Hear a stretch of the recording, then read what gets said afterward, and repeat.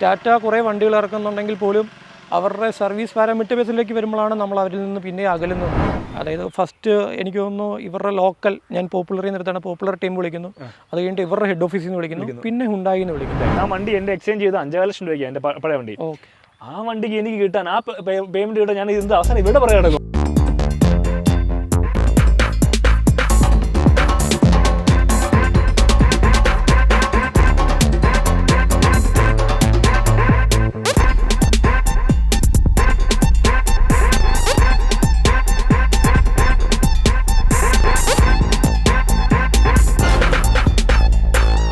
സർവീസിന് കയറ്റുന്ന ആദ്യമേ ചെയ്യുന്ന ഒരു ഗ്രൂപ്പിനകത്തോട് അടിക്കുക. എന്തൊക്കെ മാറുന്നുണ്ട്, എന്തൊക്കെ ചെയ്യുന്നുണ്ട്, എന്തൊക്കെ പ്രോപ്പർ ആയിട്ടുള്ള കാര്യങ്ങൾ ചെയ്യുന്നുണ്ടെന്നുള്ള ഒരു ഗ്രൂപ്പിനകത്ത്. പിന്നെ ഈ ഒരു ഇങ്ങനെയുള്ള ഒരു ലിമിറ്റഡ് എഡിഷൻ ഉള്ള കാര്യം പലർക്കും അറിയില്ല, എടുത്ത പലർക്കും അറിയത്തില്ല എന്നുള്ളതാണ് എൻ്റെ ഒരു തോന്നൽ. ഫ്രണ്ട്സ്, അപ്പോൾ നമ്മുടെ ക്രെട്ട വേഴ്സസ് വെന്യൂ വീഡിയോയിലേക്ക് സ്വാഗതം. നമ്മുടെ ഗസ്റ്റായിട്ട് വന്നേക്കുന്നത് എൻ്റെ ഫ്രണ്ടും കൂടെയാണ്. ഞങ്ങൾ ഒരുമിച്ച് ബാഡ്മിൻ്റൺ കളിക്കുന്ന ഫ്രണ്ട്സാണ്. സുബിത്താണ്. സുബിത്ത് ബ്രോയെ നമുക്ക് വീഡിയോയിലേക്ക് സ്വാഗതം ചെയ്യാം. സുബിത്ത്, നമ്മുടെ വീട്ടിലേക്ക് സ്വാഗതം. അപ്പോൾ നമ്മുടെ ക്രെട്ട നൈറ്റ് എഡിഷൻ അല്ലേ, ഇപ്പോൾ എടുത്തിട്ട് എത്ര ആളായി? ഇതിപ്പോൾ എടുത്തിട്ട് 1 മന്ത് ആകുന്നുള്ളൂ. 1 മന്ത് ഓൾമോസ്റ്റ് 3000 കിലോമീറ്ററോളം അല്ലേ? 2500 കിലോമീറ്റർ നമ്മളിപ്പോൾ കവറപ്പ് ചെയ്തു ഓൾമോസ്റ്റ് അല്ലേ? അപ്പം ഫസ്റ്റ് സർവീസ് കഴിഞ്ഞു. എങ്ങനെ ക്രെട്ട മോഹം കൊണ്ട് എടുത്തതാണോ അതോ? ക്രെട്ട മോഹം എന്ന് പറഞ്ഞു കഴിഞ്ഞാൽ ഇതിനു മുമ്പ് എൻ്റെ ഒരു ഫ്രണ്ടിന് ക്രെട്ട നൈറ്റ് എഡിഷൻ ഉണ്ടായിരുന്നു. അപ്പോൾ അത് ഒരു പ്രാവശ്യം വൺസ് ഞാൻ ഡ്രൈവ് ചെയ്തു, ഒരു 200+ കിലോമീറ്റേഴ്സ്. അതിനുശേഷമാണ് ഇതിനോടൊരു എനിക്കൊരു താല്പര്യം തോന്നി, ഇൻട്രസ്റ്റ് തോന്നി വന്നത്. പിന്നെ ഒന്നും നോക്കിയില്ല, നമ്മളൊരു അടുത്ത വണ്ടി എടുക്കേണ്ട ഒരു സ്റ്റേജ് വന്നപ്പോൾ ഫസ്റ്റ് ചോയ്സ് ആയിട്ട് തന്നെ ഇത് തന്നെ വന്നു. വേറെ വണ്ടികൾ നോക്കിയായിരുന്നു? ഞാൻ സെയിം ആയിട്ട് തന്നെ നമ്മൾ സെൽട്ടോസ് നോക്കിയിട്ടുണ്ടായിരുന്നു, കിയ സെൽട്ടോസ് നോക്കി, അതുപോലെ തന്നെ ടാറ്റയുടെ നെക്സോൺ, അങ്ങനെ കുറച്ച് വണ്ടികൾ നമ്മൾ റെഫർ ചെയ്തിരുന്നു. അതിൽ നിന്നാണ് പിന്നെ ഇതിലേക്ക് വന്നത്, ക്രെട്ടയിലേക്ക് വന്നത്. ഭയങ്കര സെൽട്ടോസുമായിട്ട് കമ്പയർ ചെയ്യുമ്പോൾ ഭയങ്കര ഫീച്ചേഴ്സ് ഡിഫറൻസ് ലുക്കും അല്ലേ? ഇതിന്റെ ലുക്കാണ് നമ്മളെ മെയിനായിട്ട് അട്രാക്ട് ചെയ്തൊരു കാര്യം. എനിക്ക് ശരിക്കും പറഞ്ഞാൽ ഇതിന്റെ ഫേസ് ലിഫ്റ്റ് ഭയങ്കരമായിട്ട് ഇഷ്ടപ്പെട്ടു. ഈ ഒരു ഫ്രണ്ട് വ്യൂ, അതുപോലെ തന്നെ ബാക്ക് വ്യൂ. നമ്മളിപ്പോൾ സെൽട്ടോസ് എടുക്കുകയാണെങ്കിൽ അറിയാം, സെൽട്ടോസ് കുറച്ചും കൂടെ മസിൽ ടൈപ്പ് ബോഡിയാണ്. ഇതെന്ന് പറഞ്ഞ ഒരു ബോക്സി ലുക്കാണ്. എനിക്ക് ബോക്സി ലുക്ക് കുറച്ചും കൂടെ ഇൻട്രസ്റ്റ് ഉള്ള ഒരു താല്പര്യമുള്ള ഒരാളാണ്.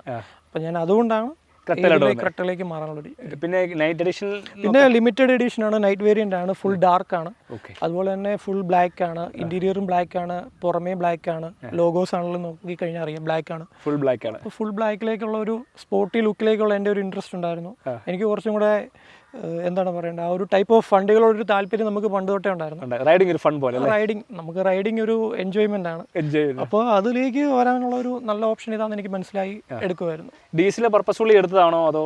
ഡീസൽ പർപ്പസ്ഫുള്ളി എടുത്തത് തന്നെയാണ്. കാരണം ഞാൻ ഇതിനു മുമ്പ് യൂസ് ചെയ്ത വണ്ടി അമേസ് ആണ്. അമേസ് ഇപ്പോൾ 3 ഇയേഴ്സ് ആവുന്നേ ഉള്ളൂ. അപ്പോൾ 3 ഇയേഴ്സ് കൊണ്ട് ഞാൻ അമേസ് 76,000 കിലോമീറ്റേഴ്സ് റൺ ചെയ്തു. 3 വർഷം കൊണ്ട് 76,000 കിലോമീറ്റർ ഞാൻ. അത് ഡീസലല്ല, അത് പെട്രോൾ ആയിരുന്നു. ആ ടൈമിൽ എനിക്ക് അങ്ങനെ ഒരു അബദ്ധം പറ്റി. പെട്രോളിൽ നമ്മളോട് എല്ലാവരും പറയുന്നത് കമ്പനികളിൽ ചെല്ലുമ്പോഴാണല്ലോ 80+ കിലോമീറ്റേഴ്സ് ലോങ് ഡ്രൈവ് കിട്ടുമെന്ന് പറഞ്ഞു. പക്ഷേ എനിക്ക് എൻ്റെ വണ്ടിക്ക് അത്രയും കിട്ടിയില്ല. എനിക്കൊരു 17.5 60 കിലോമീറ്റേഴ്സ് ഒക്കെയാണ് ഒരു ആവറേജിൽ. ലോക്കൽ ഓടുമ്പോൾ ഒരു 13, 12 ആ ഒരു റേഞ്ചിന്റെ അടുത്തേക്ക് വന്നുകൊണ്ടാണ് മൈലേജ് കുറവ് വന്നു. ഞാൻ ആ ടൈമിൽ ഡീസൽ എടുത്തിരുന്നെങ്കിൽ നല്ലതായിരുന്നു, പക്ഷേ ഞാൻ പെട്രോളിലാണ്. ശരിക്കും നമ്മുടെ അമേസിന്റെ ഡീസലിന് ഭയങ്കര മൈലേജ് ഉള്ള വണ്ടിയാണ്. അമേസ് വണ്ടിയുടെ ഇപ്പം നമ്മൾ വണ്ടി എക്സ്ചേഞ്ച് ചെയ്ത് മേടിക്കാൻ വേണ്ടി നോക്കിയിരുന്നു. അന്നേരമാണ് എനിക്ക് മനസ്സിലായി, എൻ്റെ ഫ്രണ്ടിന് ഒരാൾക്ക് അമേസ് ഡീസലാണുള്ളത്. ഞാനും അവനും എടുത്ത് ഏതാണ്ട് ഒരേ ടൈമിലാണ്. അവനപ്പോൾ റീസെൻ്റ്ലി ഈ അമേസ് റീസെയിൽ ചെയ്തിട്ട് അവന് MGയുടെ ഇലക്ട്രിക് എടുത്തു, ZSV എടുത്തു. മീൻ ടൈമിൽ ഞാൻ എൻ്റെ വണ്ടിയുടെ അവൻ്റെ ഒപ്പം തന്നെ എൻക്വയറി സെയിം എടുത്ത് ചോദിച്ചപ്പോൾ എന്നോട് പറഞ്ഞ റേറ്റ് എന്ന് പറയുന്നത് *2 ആണ് അവൻ്റെ വണ്ടിക്ക് കിട്ടിയ റേറ്റ്. റീസെയിലിൽ ഇപ്പോഴും നല്ല ഡിമാൻഡ് ഉണ്ട് ഡീസൽ അമേസ് വണ്ടി. പക്ഷെ പെട്രോൾ അമേസിന് ഈ പറഞ്ഞ ഒരു ഡിമാൻഡ് ഇല്ല. അത് ഒരു കാര്യം കൂടെ ഉണ്ട്, ഡീസൽ അമേസ് ഉള്ളവർ കൊടുക്കുന്നതും ഭയങ്കര റെയർ ആണ്. ഒന്നാമത് മൈലേജ്, പെർഫോമൻസ് എല്ലാം കൂടെ വരുമ്പോഴത്തേനും അവന് കൊടുക്കാൻ താല്പര്യമില്ല ആൾക്കാർക്ക്. ഇല്ല, തീർച്ചയായിട്ടും ആ ഒരു ഇതിൽ നിന്നാണ് ക്രെട്ടയിലേക്ക് നെക്സോൺ ഒഴിവാക്കാൻ പ്രത്യേകിച്ച് കാരണം വല്ലതും ഉണ്ടായിരുന്നു? നെക്സോൺ അതിന് കമ്പയർ ചെയ്ത് നോക്കിയപ്പോൾ നെക്സോണിനെക്കാളും കുറച്ചും കൂടെ അഡ്വാൻസ്ഡ് വണ്ടി ഇതാണ്. അതുപോലെ തന്നെ ഈ ഒരു നമ്മൾ പറയുമ്പോൾ ഫീച്ചേഴ്സ് കൂടുതൽ ഈ പറഞ്ഞ നമ്മുടെ ക്രെട്ടയിൽ വരുന്നുണ്ട്. ഒരുപാട് ഫീച്ചേഴ്സ് ഡിഫറൻസ് വരുന്നുണ്ട്. അതുപോലെ തന്നെ പിന്നെ ഡ്രൈവിംഗ് കംഫർട്ട്, പിന്നെ ഈ പറഞ്ഞ പോലെ തന്നെ ടാറ്റ കുറേ വണ്ടികൾ ഇറക്കുന്നുണ്ടെങ്കിൽ പോലും അവരുടെ സർവീസ് പാരാമീറ്റർ ബേസിലേക്ക് വരുമ്പോഴാണ് നമ്മൾ അവരിൽ നിന്ന് പിന്നെ അകലുന്നത്. ഓവറോൾ മേ ബി എനിക്ക് തോന്നുന്നത് ഒരു റീസെൻ്റ്ലി നമ്മളൊരു 10 years നോക്കുകയാണെങ്കിൽ അവരുടെ ഒരു ഹൈക്ക് ഓഫ് സെയിൽ പെട്ടെന്നായിരുന്നു ഒരു ജമ്പ്. ഇപ്പോൾ റീസെൻ്റ്ലി അവർ മാരുതിനെ ഓവർടേക്ക് ചെയ്തിട്ടുണ്ട് സെയിൽസിൽ നമ്മുടെ പഞ്ച്. അപ്പോൾ അങ്ങനെ നോക്കുമ്പോൾ സെയിൽ അപ്പാകുമ്പോൾ തോറും അവർക്ക് ചിലപ്പോൾ മേ ബി അവരുടെ ഫോക്കസ് കുറയുന്നതായിരിക്കാം, അല്ലെങ്കിൽ അവർക്ക് കൊടുക്കേണ്ട ട്രെയിനിങ് അവരുടെ എംപ്ലോയീസിന് മര്യാദയ്ക്ക് കിട്ടുന്നുണ്ടായിരിക്കുന്നില്ല. അതുകൊണ്ടായിരിക്കാം ഈ സർവീസിൻ്റെ ഇഷ്യൂ വരുന്നത്. അല്ലാതെ ബിൽഡിംഗ് ക്വാളിറ്റി അങ്ങനെയുള്ള കാര്യങ്ങളൊന്നും നമുക്ക് പ്രശ്നം തോന്നിയിട്ടില്ല.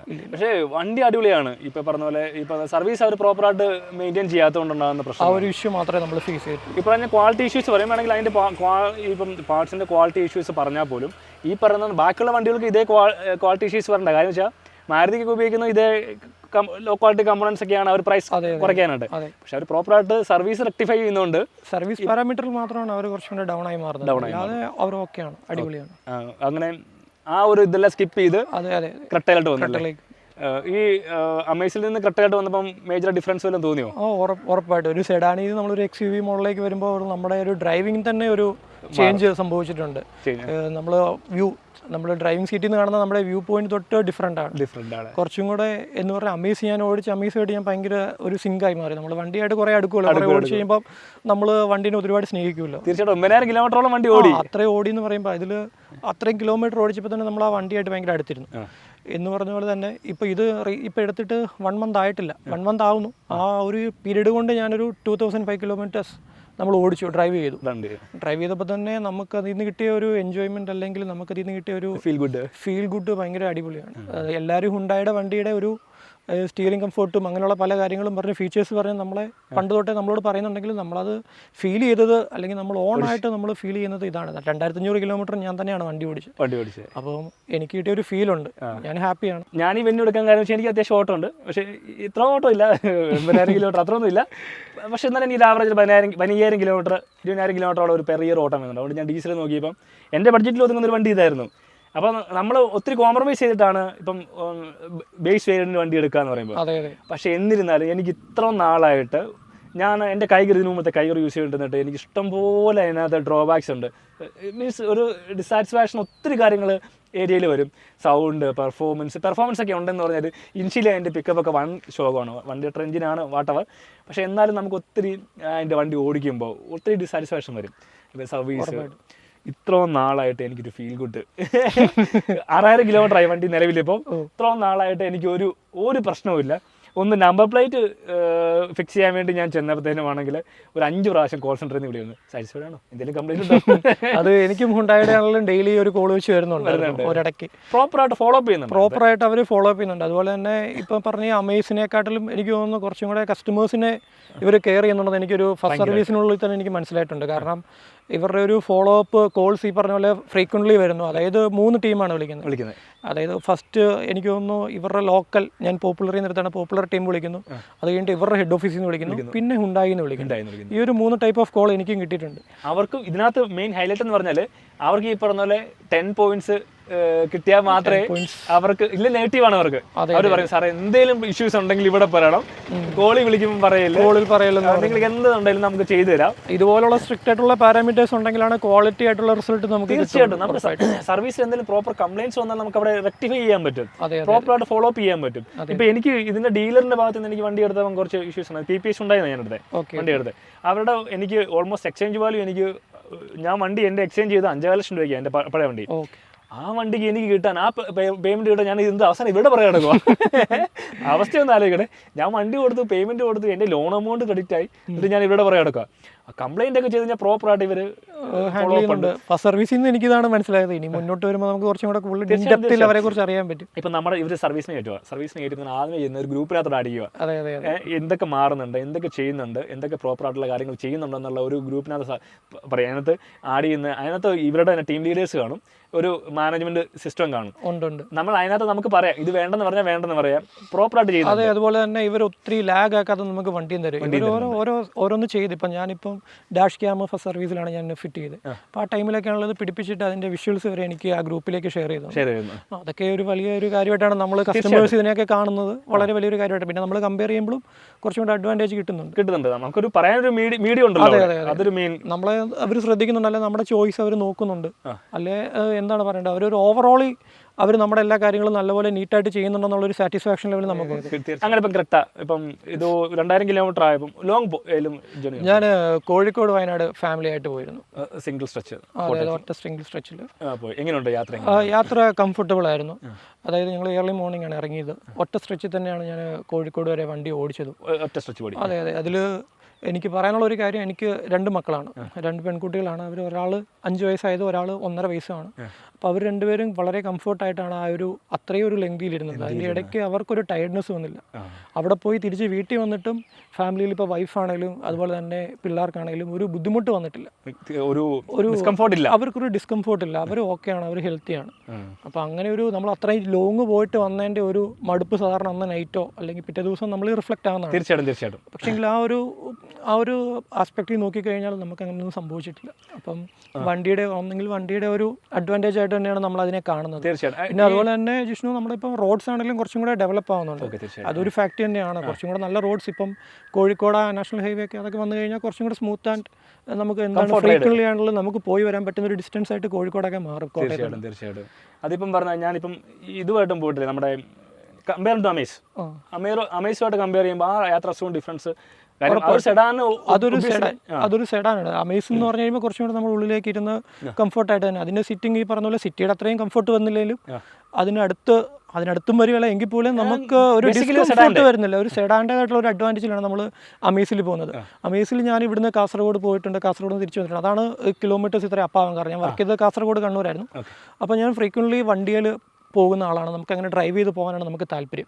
അപ്പോൾ അങ്ങനെ പോകുമ്പോൾ നമുക്ക് ഈ അമേസയിലാണെങ്കിലും ആ ഒരു സെഡാൻ്റെ ആ ഒരു ഫീച്ചേഴ്സ് നമുക്ക് കിട്ടി. നമുക്കൊരു മടുപ്പില്ലാതെ ഒരു ടയർഡ്നെസ് ഇല്ലാതെ ട്രാവൽ ചെയ്യാൻ പറ്റുന്നുണ്ടായിരുന്നു. അതുകൊണ്ടാണ് നമ്മൾ സെഡാൻ അന്ന് എടുത്തത്. ഈ ഒരു ട്രാവൽ കംഫർട്ട് കിട്ടാനും ഈ ലോങ് ഡിസ്റ്റൻസ് പോകുമ്പോഴുള്ള ഒരു കംഫർട്ടിന് വേണ്ടി എടുത്തതാണ് അന്ന് സെഡാൻ ടൈപ്പ് നമ്മൾ എടുത്തത്.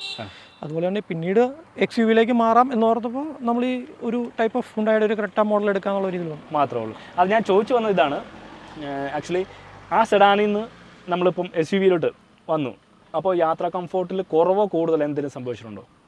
കംഫർട്ട് കുറച്ചും കൂടെ കൂടി. അതായത് ഇപ്പോൾ നമ്മൾ പറയുകയാണെങ്കിൽ റോഡ്സിലാണെങ്കിലും ഒരു ചെറിയൊരു പാച്ച് വർക്ക് ചെയ്ത റോഡോ അങ്ങനെയുള്ള എന്തെങ്കിലും റോഡുകളാണെങ്കിൽ സെഡാൻ പോയി കഴിയുമ്പോൾ അത് വളരെ നമ്മളെ അതിൽ റിഫ്ലക്റ്റ് ചെയ്യുന്നുണ്ട്. തീർച്ചയായിട്ടും നമ്മുടെ സിറ്റിയിലും അതുപോലെ തന്നെ സ്റ്റിയറിംഗിലും വരെ റിഫ്ലക്ഷൻ വരുന്നുണ്ട്.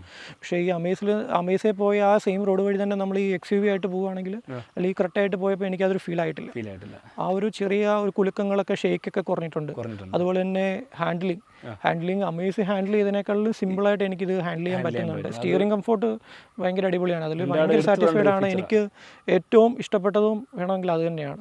നമുക്ക് ചില സമയത്ത് നമ്മൾ ചെറുവിരൽ കൊണ്ടാണെങ്കിൽ പോലും വണ്ടി സ്റ്റിയറിംഗ് നിർത്താൻ പറ്റുന്നുണ്ടെന്നുള്ള ഒരു ഇതാണ്. അതിപ്പം ഞാൻ ഈ പറഞ്ഞ പോലെ ഞങ്ങൾ ടീമായിട്ട് ഒരു വീഡിയോ ചെയ്യാൻ വേണ്ടിയിട്ട് ചെന്നൈ വരെ പോയി.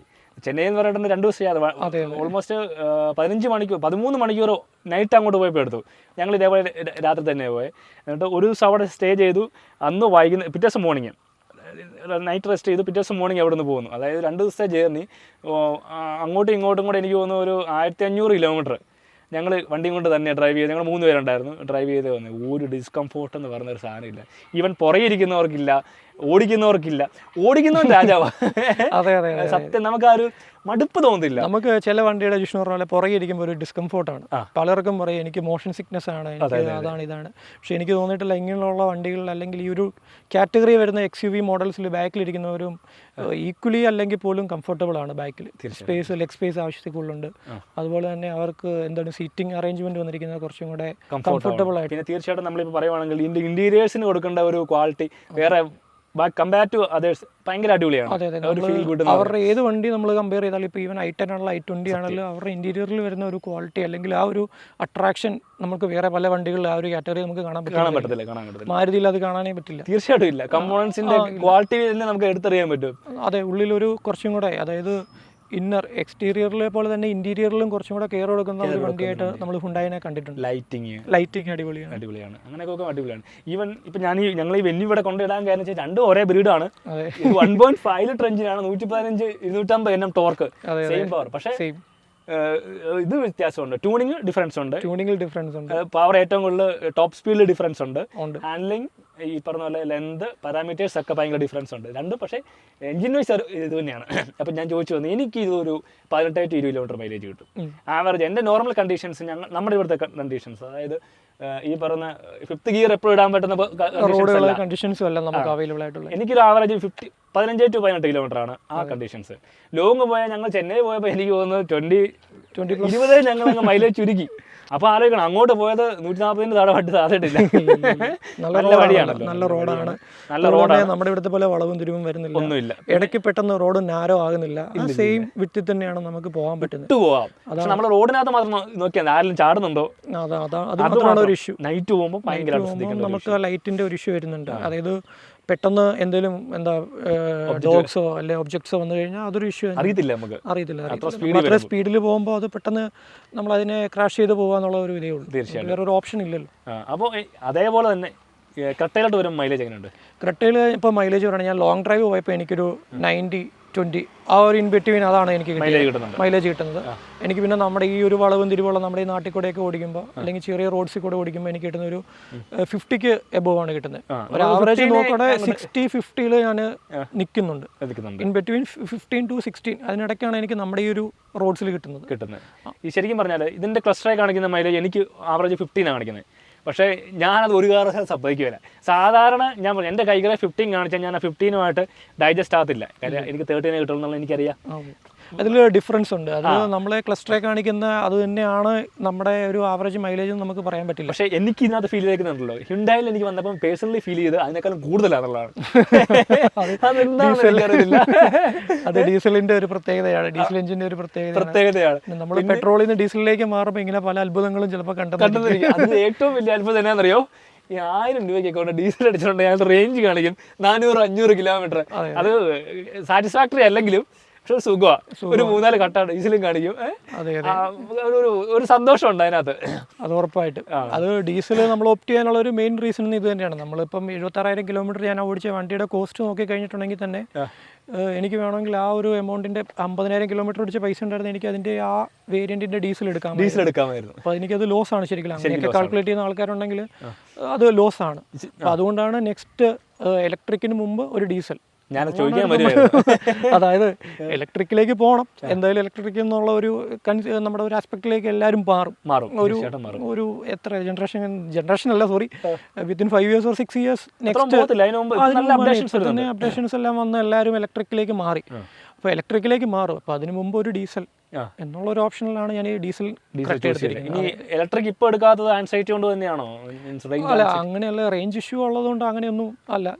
ഇപ്പൊ ഈവൻ ഞാൻ ക്രെട്ട ബുക്ക് ചെയ്തതിന് ശേഷമാണ് ക്രെട്ട ഈവൻ ഇലക്ട്രിക് ലോഞ്ച് ചെയ്യുന്ന കാര്യം പറയുന്നത്. ആ ഇലക്ട്രിക് ഇറങ്ങുമായിരുന്നെങ്കിൽ അല്ലെങ്കിൽ ബുക്ക് ചെയ്യുന്ന സമയത്ത് ഉണ്ടായിരുന്നെങ്കിൽ EV ചൂസ് ഇല്ല, ഞാൻ EV അല്ല, ഞാൻ ഡീസലിലേക്ക് തന്നെ പോയിട്ട് ക്രെട്ട ഇലക്ട്രിക് ഉണ്ടെങ്കിൽ അങ്ങനെ മാറാനുള്ള ഒരു ചാൻസേ ഉള്ളായിരുന്നു, പ്രോബിലിറ്റി. അതായത് നമ്മൾ ഡീസലിന്റെ എഞ്ചിൻസ് ഉള്ള വണ്ടീസ് നമ്മൾ ഓടിച്ചിട്ടില്ല, ഡ്രൈവ് ചെയ്തിട്ടില്ല. പിന്നെ സെക്കൻഡ് എന്ന് പറഞ്ഞാൽ ഇലക്ട്രിക്കിന്റെ ഇനി വരുന്ന, അതായത് ഇപ്പോൾ ഫസ്റ്റ് ഓഫ് ഓൾ നമ്മുടെ ഫ്രണ്ട്സും നമ്മുടെ സർക്കിളിലുള്ള പലരും വണ്ടി എടുത്തു.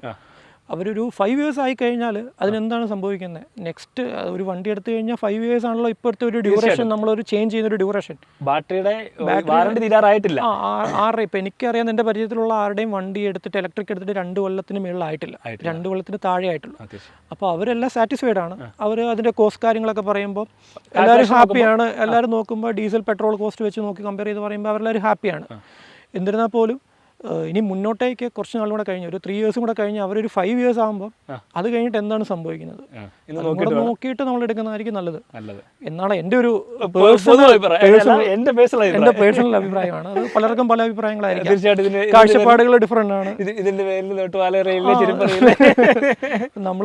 നമ്മളൊരു 5 years കൂടെ കഴിഞ്ഞ് കഴിയുമ്പോഴാണ് ശരിക്കും പറഞ്ഞ ഒരു വണ്ടി നമ്മൾ എന്ത് ചെയ്യുന്നുള്ളൂ. ഇപ്പം പണ്ട് മാറ്റി എടുക്കുന്ന ആൾക്കാരാണെങ്കിൽ പോലും 5 years ആ വണ്ടി യൂസ് ചെയ്യുന്നുണ്ട്. അതിനുശേഷമാണ് അത് കഴിഞ്ഞിട്ടുള്ള ഒരു വണ്ടിയെ കുറിച്ച് നമ്മൾ ആലോചിക്കാറ്. പണ്ട് എനിക്ക് തോന്നുന്നു ഒരു 10 years ആയിരുന്നു മിനിമം പീരിയഡ് ഓഫ് ടൈം ഒരു വണ്ടിയുടെ. ഒരു 5 years ഇപ്പോൾ ഒരു 5 years ആണ് എല്ലാവരും തന്നെ. കാരണം അതിനനുസരിച്ചുള്ള ഫീച്ചേഴ്സിലുള്ള അപ്ഗ്രേഡേഷൻ നടക്കുന്നു. അതുപോലെ തന്നെ ഓരോ വണ്ടിയുടെ ആണെങ്കിലും ഫേസ് ആണെങ്കിലും സേഫ്റ്റി ഫീച്ചേഴ്സ് ആണെങ്കിലും എല്ലാ കാര്യങ്ങളും അപ്ഡേറ്റ് ആയിക്കൊണ്ടിരിക്കുകയാണ്. അപ്പം ഇവൻ നമ്മൾ പറയുന്ന ചെറിയ ഗ്യാപ്പിൽ പോലും മൈന്യൂട്ട് ആയിട്ടുള്ള ഡിഫറൻസ് ഓരോ കമ്പനിക്കാർ ഇംപ്ലിമെന്റ് ചെയ്യണം. ഫസ്റ്റ് ഓഫ് ഓൾ ഇവരുടെ കോമ്പറ്റീഷൻ ഹെവി ആയി. എല്ലാ വണ്ടികളുടെ അങ്ങോട്ടും ഇങ്ങോട്ടുള്ള കോമ്പറ്റീഷൻ ഹെവി ആയപ്പം ഒരു വണ്ടികളെ മാക്സിമം എന്തോരൊക്കെ കൂട്ടാൻ പറ്റുമോ അതിനുള്ള അവർ കണ്ടുപിടിച്ച് ഇന്നോവേറ്റീവ് ആയിട്ട് ഏറ്റവും കോസ്റ്റ് കൺട്രോൾ ചെയ്ത് അവർ ഇംപ്ലിമെന്റ് ചെയ്യാൻ നോക്കുകയാണ്.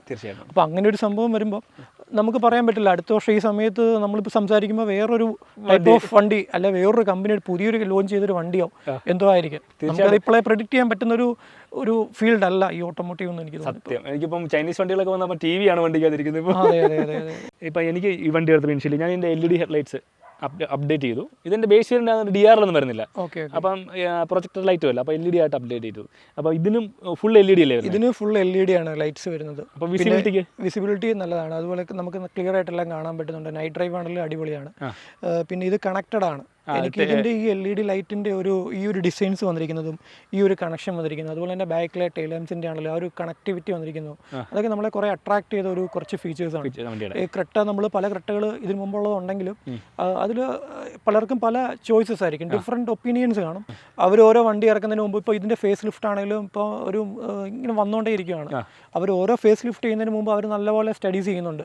കാരണം ഇത് ഇത്രയും ക്ലിക്കായി നിൽക്കുന്ന ഒരു വണ്ടിയാണ്. എന്തെങ്കിലും കാണിച്ച് ചെയ്തിട്ടൊരു പണി പറ്റി കുളമായിട്ടുണ്ടെങ്കിൽ അവരുടെ മാർക്കറ്റ് തന്നെ ഇടിഞ്ഞു പോകും. കോമ്പറ്റീഷൻ ഹെവിയാണ്. ഇപ്പോഴും ഇതിന്റെ സെയിൽ അടിപൊളിയായിട്ട് പോകുന്നുണ്ടെങ്കിൽ ഈ ഒരു ഡിസൈൻസ് അവർ അതിന്റെ കസ്റ്റമേഴ്സിന് പറ്റിയ രീതിയിൽ തന്നെ അവരുടെ ലൈക്സിന് പറ്റിയ രീതിയിൽ തന്നെ കസ്റ്റമൈസ് ചെയ്താണ് അവർ ഇറക്കുന്നത്. അവരുടെ ആ ഒരു ഐഡിയാസ് ഇംപ്ലിമെന്റ് ചെയ്യുന്നതിൽ അവർ കുറച്ചും കൂടി സക്സസ്ഫുൾ ആണെന്ന് തോന്നുന്നു. അതുകൊണ്ട് തന്നെ എല്ലാവരും അക്സെപ്റ്റ് ചെയ്യുന്ന ഒരു ടൈപ്പ് ഓഫ് മോഡൽ ആയിരിക്കും ഇവരുടെ ഫ്രണ്ട് വരുന്നത്. അതുകൊണ്ട് തന്നെ ക്രെട്ടയ്ക്ക് എപ്പോഴും ഫാൻ ബേസ് ഉണ്ട്. ക്രെട്ടയുടെ സെയിൽ എനിക്ക് തോന്നുന്നു ക്രെട്ടയുടെ ഫാൻ ബേസ് എന്ന പോലെ തന്നെ ക്രെട്ടയുടെ സെയിൽ ഈക്വൽ ആയിട്ടാണ് പോകുന്നത്. അത് ഒരു വലിയ ഡൗൺ ഗ്രോത്ത് വരുന്നതായിട്ട് നമ്മൾ ഈ സെയിൽസിന്റെ ഇതെല്ലാം കണ്ട റിസൾട്ട് അല്ലെങ്കിൽ അവരുടെ റിപ്പോർട്ട്സ് ഒക്കെ കാണുമ്പോൾ നമ്മൾ അങ്ങനെ ഫീൽ ചെയ്യാറില്ല. എല്ലാ മാസവും ആവറേജിൽ വണ്ടി പോകുന്നുണ്ട്. ഇതിന്റെ ഡീസലിനും പെട്രോളിനും ഒരേപോലെ ഫാൻ ബേസ് ഉള്ള വണ്ടിയാണ് ശരിക്കും. ഡീസൽ പർപ്പസ് ഉള്ള അത് യൂസ് ഉള്ളവരും പെട്രോള് ക്രെട്ട ഇഷ്ടമുള്ളവരും ചൂസ് ചെയ്യുന്ന ഒരു പ്രതിഭാസം നമുക്ക് ഇവിടെ കാണാൻ സാധിക്കും. ബാക്കിയുള്ള വണ്ടികൾ ഇപ്പം വെന്യൂ ആണെങ്കിൽ പോലും ഈ സെഗ്മെന്റിൽ ഇഷ്ടംപോലെ ഓപ്ഷൻസ് ഉണ്ട്. ഇഷ്ടം പോലെ നമുക്ക് വേണമെങ്കിൽ ചൂസ് ചെയ്യാനുള്ള ഇതുണ്ട്. ഈവൻ ഇതിനെ നമുക്ക് സെൽട്ടോസുമായിട്ട് ഈവൻ പോലും കമ്പയർ ചെയ്യാൻ പറ്റത്തില്ല. ആ ഒരു ഡിഫറൻസ് ഇപ്പം നമ്മളാണെങ്കിലും വണ്ടി നോക്കാൻ പോയപ്പോഴും ആദ്യമേ ക്രെട്ട കണ്ടിട്ട് അങ്ങോട്ട് ചെല്ലുമ്പോൾ നമുക്ക് അങ്ങോട്ട് അക്സെപ്റ്റ് ചെയ്യാൻ പറ്റില്ല. ഇപ്പം ഈവൻ ഡീസൽ അന്ന് ഞാൻ കോട്ടയത്ത് പോയാണ് വണ്ടി നോക്കിയത്. ഞാൻ കോട്ടയത്ത് നിന്ന് വണ്ടി നോക്കുമ്പോൾ അവർക്ക് ഡീസൽ വേരിയന്റ് കാണിക്കാൻ അന്ന് 2 ഓപ്ഷൻസ് അന്ന് അവിടെ അവൈലബിൾ ആയിരുന്നു. ബാക്കിയുണ്ട്. ടെസ്റ്റ് ഡ്രൈവ് തരാൻ പോലും ഒരു ഡീസൽ വണ്ടി അന്ന് അവിടെ ഇല്ലായിരുന്നു. അപ്പം അവർ അന്ന് നമ്മളോട് പറഞ്ഞ് എനിക്ക് തോന്നുന്നു ഡീസൽ വണ്ടീസൊക്കെ ഇനി ഫ്യൂച്ചർ നിർത്താനുള്ള സ്റ്റോപ്പ് ചെയ്യാനുള്ള ഒരു ചാൻസസ് ഉണ്ടെന്ന് പറഞ്ഞു. അതുപോലെ തന്നെ നമുക്ക് നോക്കുമ്പോൾ വോക്സ്വാഗൺ ആണെങ്കിലും അതുപോലെ തന്നെ സ്കോഡ ആണെങ്കിലും XUV മോഡൽസ് ഉണ്ട്. പെട്രോൾ ആണ് വണ്ടി. തീർച്ചയായിട്ടും അതിൽ എഞ്ചിൻ ഡിഫറെൻ്റ് ആണ്, മെറ്റീരിയൽ ക്വാളിറ്റി ഡിഫറെൻ്റ് ആണ്, വണ്ടി വേറെ ലെവൽ തന്നെയാണ്. ഡീസൽ ഉണ്ടെങ്കിൽ എനിക്ക് തോന്നുന്നു ഇനിയും അതിന്റെ സെയിൽസ് ഒക്കെ ആണെങ്കിലും അപ്പായി പോകും. തീർച്ചയായിട്ടും നേടുന്ന ഒരു പ്രതിഭാസമാണ് സെയിൽസ്. എനിക്ക് തോന്നുന്നു അവർ ഏറ്റവും ചെയ്ത മണ്ടത്തരം അവരുടെ ഡീസൽ വണ്ടികൾ നിർത്തിയതാണ്. അവരുടെ ഡീസൽ വണ്ടികളിൽ അത്ര ഒരു റിലയബിൾ ആയിട്ടുള്ള വണ്ടി ഞാൻ ടൊയോട്ടയോടൊന്നും കമ്പയർ ചെയ്യുന്നില്ല. കോമൺ മാൻ ഈസി ആയിട്ട് അക്സസിബിൾ ആണ്. അവരുടെ പാർട്സ് എല്ലാം ചീപ്പാണ്. അപ്പോൾ അതുകൊണ്ട് ഈസി ആയിട്ട് ഇപ്പോൾ Ritz diesel, Swift diesel, Dzire, Ritz ഡീസലിനൊക്കെ ഇപ്പോഴും ഫാൻ ബേസ് ഉണ്ട്. ഇപ്പോഴും വണ്ടി വേണ്ട റിക്വയർമെന്റ് ഉള്ളവർ ഒരുപാട് പേരാണ്. ജിഷ്ണു ഇപ്പം നമ്മുടെ കൂട്ടത്തിലുള്ളവരാണെങ്കിലും ഒരു വണ്ടി എടുക്കാൻ പ്ലാൻ ചെയ്യും, ഒരു സെക്കൻഡ് വണ്ടി എടുക്കാൻ പ്ലാൻ ചെയ്ത് കഴിഞ്ഞാൽ അവർ ആദ്യം നോക്കുന്നത് അതിന്റെ ഡീസൽ വേരിയന്റ് ഉണ്ടെങ്കിൽ അവർ അതാണ് ഓപ്റ്റ് ചെയ്യുന്നത്. അത് കഴിഞ്ഞിട്ട് പെട്രോളിലേക്ക് പോകുന്നുള്ളൂ. ഇപ്പോഴും പൊന്നും വിലയാണ് ഡീസൽ വണ്ടികൾ. അതെ.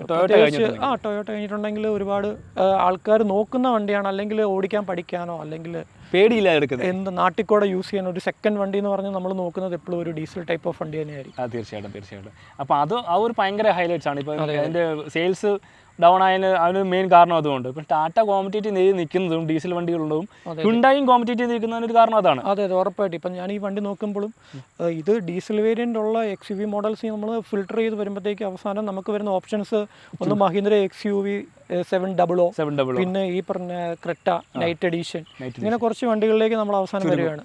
അതിൽ നിന്ന് പിന്നീട് നമ്മൾ ഫിൽട്ടർ ചെയ്ത് നമ്മുടെ ഇഷ്ടം നോക്കി, അല്ലെങ്കിൽ നമ്മുടെ മൈൻഡിൽ ഏതാണ് നമ്മുടെ മൈൻഡിലാണ് നമുക്ക് കാണുമ്പോൾ അല്ലെങ്കിൽ നമുക്ക് യൂസ് ചെയ്ത് ഏത് നന്നാവുമെന്ന് നോക്കിയിട്ടാണ് നമ്മൾ വണ്ടി എടുക്കുന്നത്. ഫിൽട്ടർ ചെയ്ത് വന്നതിന് ശേഷം എനിക്ക് പേഴ്സണലി ഇഷ്ടമുള്ള വണ്ടിയാണ് ഞാൻ ഈ ക്രെട്ട എന്നുള്ള നിലയ്ക്കാണ് ഞാൻ ഈ വണ്ടി എടുത്തത്.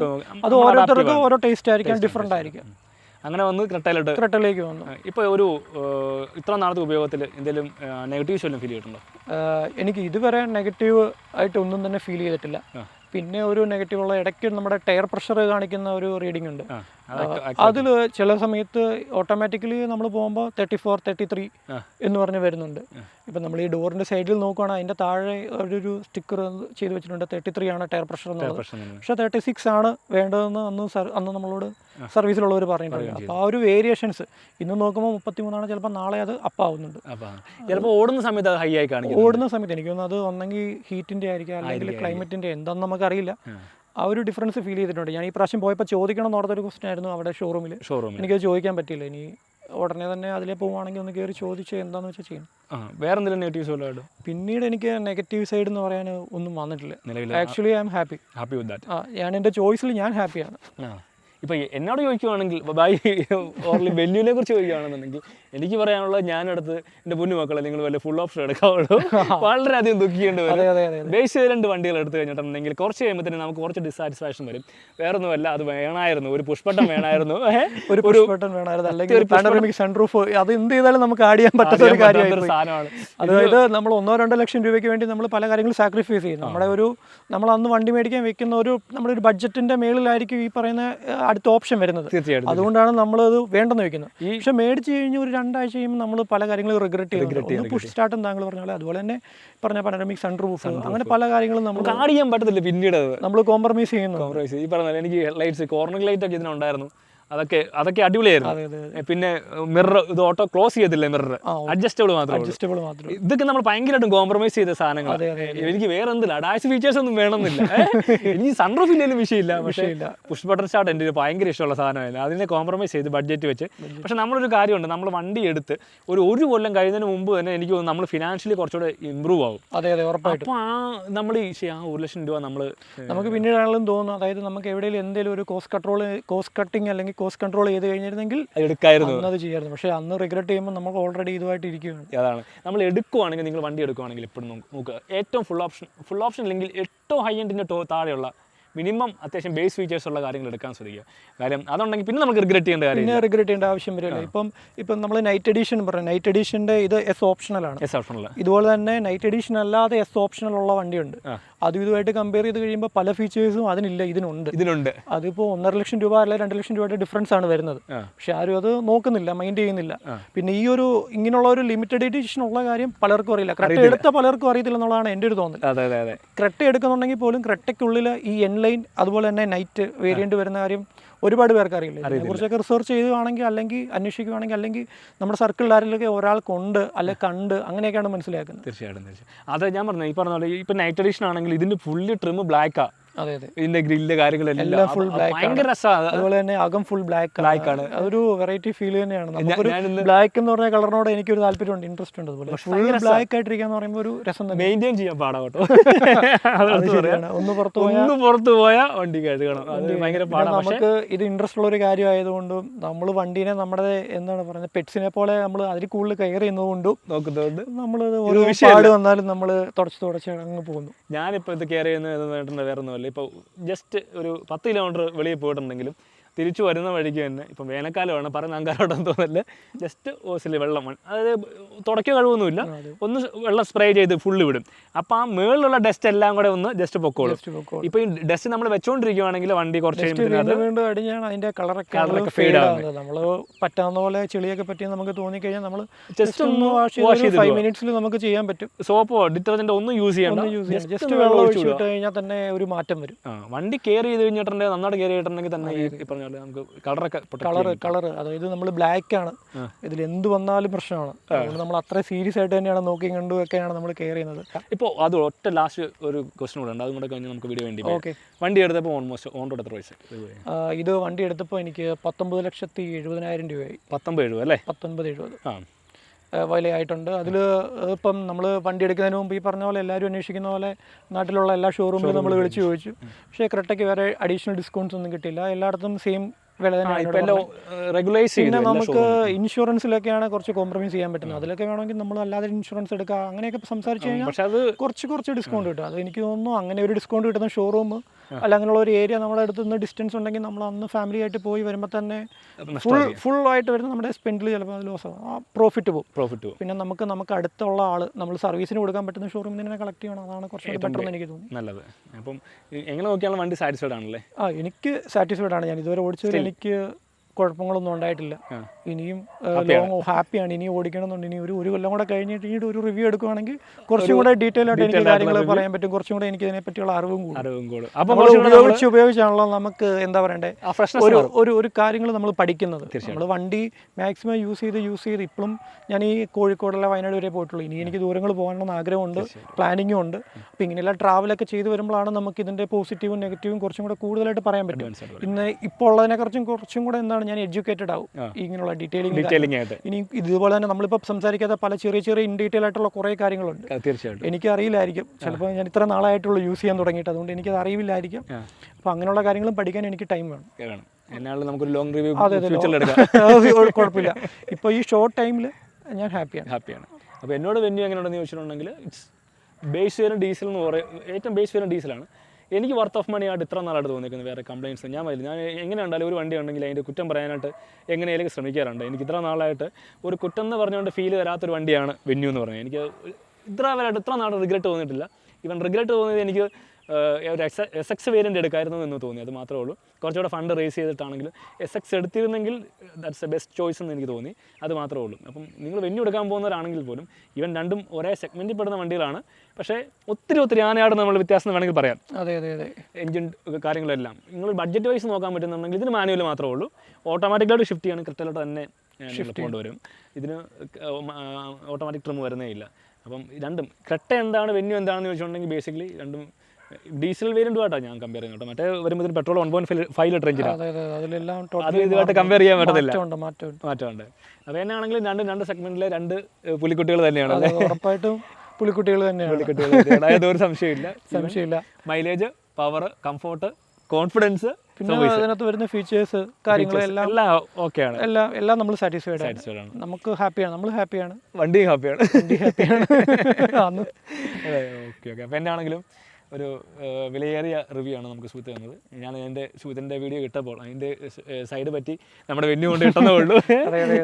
ക്രെട്ടയുടെ ഒരു കംപ്ലീറ്റ് ഓണർഷിപ്പ് എക്സ്പീരിയൻസ് തന്നെയാണ് ഞാൻ ഉദ്ദേശിച്ചത്. അതിൻ്റെ കൂട്ടത്തിൽ മറ്റേ ജാതിയാനിമ്പോൾ ചോട്ടിലെ ചീര നനഞ്ഞോട്ടെ കൊണ്ടുവന്നതാണ്. എന്നാണ് സുഹൃത്തിന് സ്പെഷ്യൽ താങ്ക്സ് പറഞ്ഞുകൊണ്ട് തന്നെ നമ്മുടെ വീഡിയോ നമുക്കിവിടെ വൈൻഡ് അപ്പ് ചെയ്യാം. സുഹൃത്തെ, താങ്ക് യു.